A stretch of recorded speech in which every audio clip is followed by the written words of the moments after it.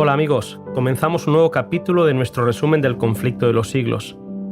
Hoy hablaremos de América, tierra de libertad. Este capítulo nos lleva de Europa a América. En el viejo continente la reforma se había estancado. Los reformadores ingleses, a pesar de haber renunciado al romanismo, conservaron muchas de sus formas.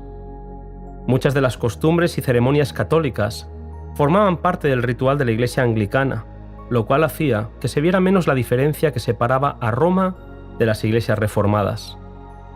La Iglesia anglicana era la iglesia oficial del Estado y era sostenida por el poder civil, por lo que la asistencia a los cultos era requerida por la ley y no podían celebrarse sin licencia asambleas religiosas de otra naturaleza, so pena de prisión, destierro o muerte. Muchos deseaban volver a la pureza del Evangelio, pero la presión de la Iglesia oficial hizo que los puritanos fueran acechados, perseguidos y apresados. Tras huir de Inglaterra e instalarse en Holanda, vieron la mano de Dios señalándoles hacia más allá del mar, una tierra en donde podrían fundar un estado basado en la añorada y deseada libertad religiosa.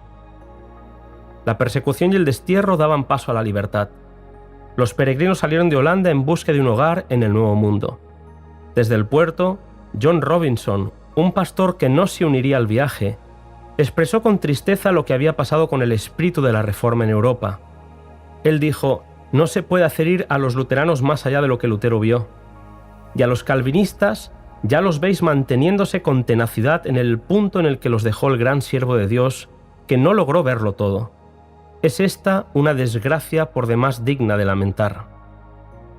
Leemos su precioso consejo: «Tened cuidado, os ruego, de ver qué es lo que aceptáis como verdad.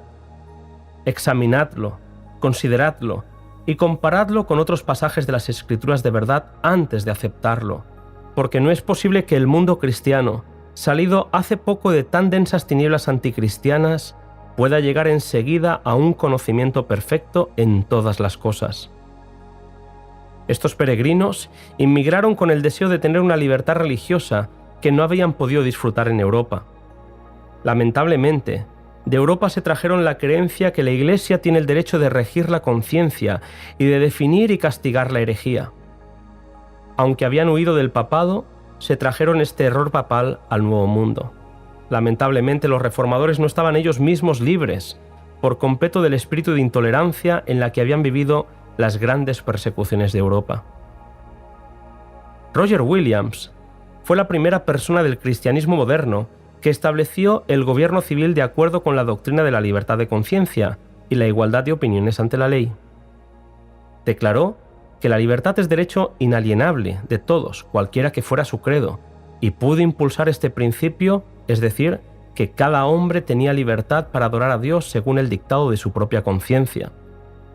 Los principios de libertad civil y religiosa llegaron a ser la piedra angular de la República Americana de los Estados Unidos. La conocida Declaración de Independencia afirma: «Sostenemos como evidentes estas verdades, a saber, que todos los hombres han sido creados iguales, que han sido investidos por su Creador con ciertos derechos inalienables, que entre estos están la vida, la libertad y la búsqueda de la felicidad. Y la Constitución garantiza en los términos más explícitos la inviolabilidad de la conciencia.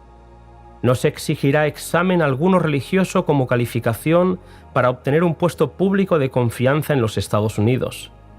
El Congreso no dictará leyes para establecer una religión ni para estorbar el libre ejercicio de ella». En el nuevo continente, la Biblia era considerada como la base de la fe, fuente de la sabiduría y la carta magna de la libertad. Sus principios se enseñaban cuidadosamente en los hogares, en las escuelas y en las iglesias, y los efectos de tal enseñanza se notaron de forma evidente. Era posible vivir por años sin ver un borracho, ni oír una blasfemia, ni encontrar un mendigo. Sin embargo, con el paso del tiempo, seguían llegando miles de peregrinos desde Europa, pero no todos buscaban vivir los beneficios de una nueva vida, sino que llegaban guiados tan solo por la esperanza de ventajas terrenales. Los intereses políticos comenzaron a dominar la vida de la Iglesia, y el gran principio de separación entre la Iglesia y el Estado empezó a perderse de vista. Elena White afirma: «El consorcio de la Iglesia con el Estado, por muy estrecho que sea, puede en apariencia acercar al mundo a la Iglesia, mientras que en realidad es la Iglesia la que se acerca al mundo.